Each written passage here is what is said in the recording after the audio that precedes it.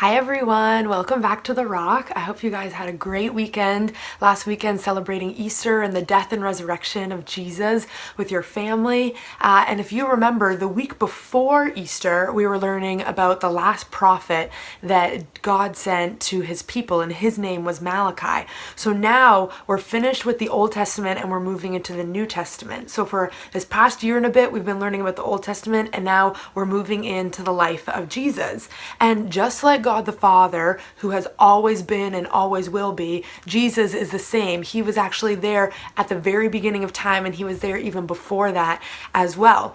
And at Christmas, we celebrate when he comes down to earth as a baby, and this is where his life on earth begins. And Jesus was 100% God, but he was also 100% human.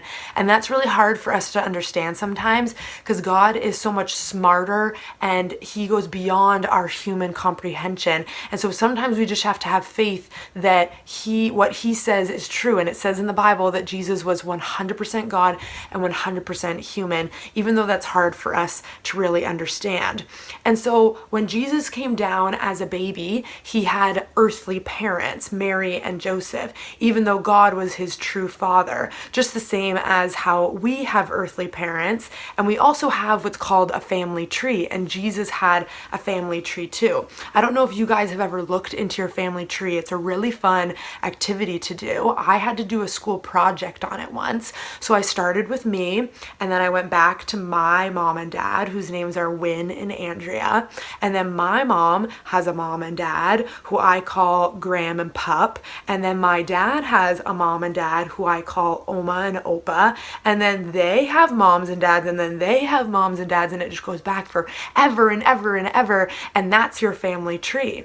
And so Jesus also had a family tree, and the really cool thing is that it's all recorded in the Bible so that we can see where Jesus' family went back to. So we're going to watch the Bible story and keep an eye out for people that you'll probably recognize that we learned about over this past year who are part of Jesus' family tree.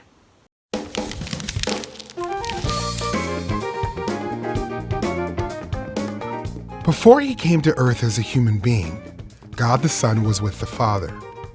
No one created him. He has always existed. God created the first people, Ooh! Adam and Eve, but they did not obey him. All along, God planned to send his Son to earth to save people from sin. At just the right time, Jesus came to earth as a baby. He was born to Mary, the wife of Joseph. Jesus is different than any other baby who was ever born because he is fully God and fully human. Like all people on earth, Jesus' family had a history, a family tree. Jesus had parents, grandparents, great-grandparents, and great-great-grandparents, back and back for many generations. Jesus was born into the family of Abraham and the family of King David. Abraham had a son named Isaac. When Isaac had a family, one of his sons was named Jacob. Jacob was part of Jesus' family. Years later, a man named Solomon was born into Jesus' family tree. He married Rahab, who hid the Israelite spies when they came to Jericho. Rahab had a baby named Boaz.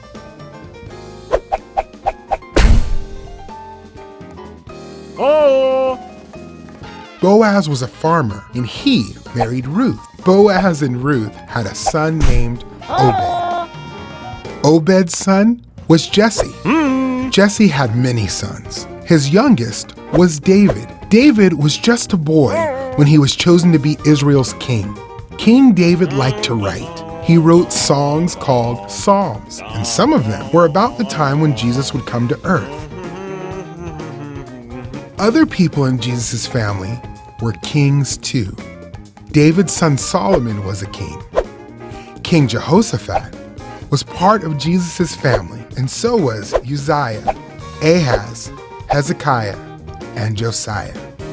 God's people returned home from exile in Babylon. Then Shealtiel was born. His son was Zerubbabel. Later, Matthan came along.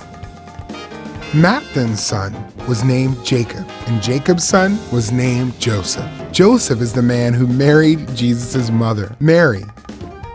Joseph raised Jesus as his own son. Jesus was truly God's son, the Messiah. Jesus came to earth as a human. Jesus had earthly parents, Mary and Joseph, but his true father is God. Through Jesus, God kept his promises to Abraham and David. Jesus saves people from their sins and adopts them into God's family. Wow, that was so cool to go back and see how all the people we've been learning about led up to Jesus. It all started with Adam and Eve, and then it ended with Mary and Joseph because Mary gave birth to Jesus. And we see all those people that were a part of Jesus' family leading up to him. And that's what one of the cool things about the Bible is that it's made up of 66 different books, but they're not separate stories. They all work together and lead up to Jesus coming to save us from our sin, and then afterwards seeing what happens after he leaves and goes back to heaven.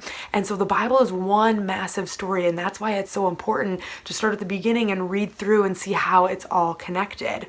So did you recognize some of the names that were in the Bible story video? I'm sure you recognize Adam and Eve, and then there was Rahab and Ruth, Abraham, Isaac, Jacob, David, Solomon, all of these people we've been learning about over the past year, and they all lead up to Jesus' birth and the purpose that God had to send his son to redeem us and to save us from our sin. And so now we're going into the New Testament, and we're going to learn about Jesus' life and then everything that happens after with the people that he taught, and then they go out into the world to tell everyone the good news of Jesus. So now let's talk to Pastor Brian. Someone has a very good question for him.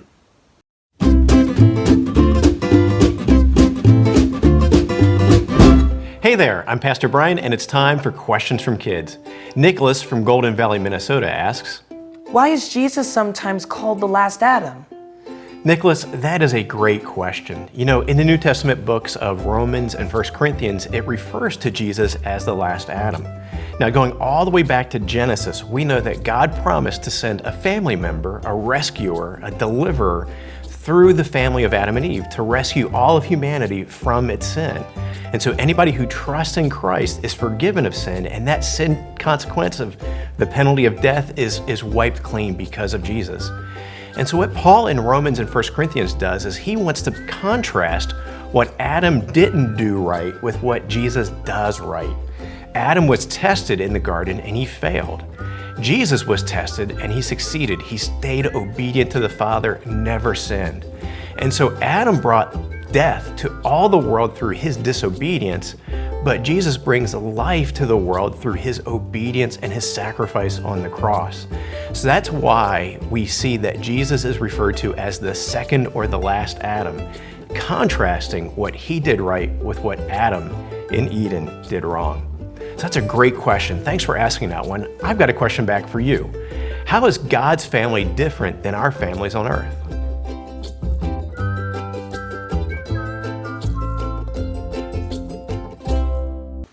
Okay, so had you ever heard that before, that Jesus is sometimes called the last Adam? It's so cool because Jesus fulfilled what Adam was never able to do. Adam came into the world and God made him perfect, but him and Eve messed up and they ate the fruit and they caused sin to come into the world. But then God sent Jesus to do the opposite of that. Jesus came to defeat death and to conquer it. And so that is why he is called the last Adam sometimes. So now Pastor Brian asked us a question. What are some ways that you think Jesus's family is different from your family? So now one thing I think of is that Jesus was perfect. Even as a baby, he would have been perfect. And as a kid, he would have been perfect. It's Mary and Joseph would have had like the easiest kid with Jesus. And I know that that is very different from me. I definitely was not a perfect kid, and I'm still not a perfect adult.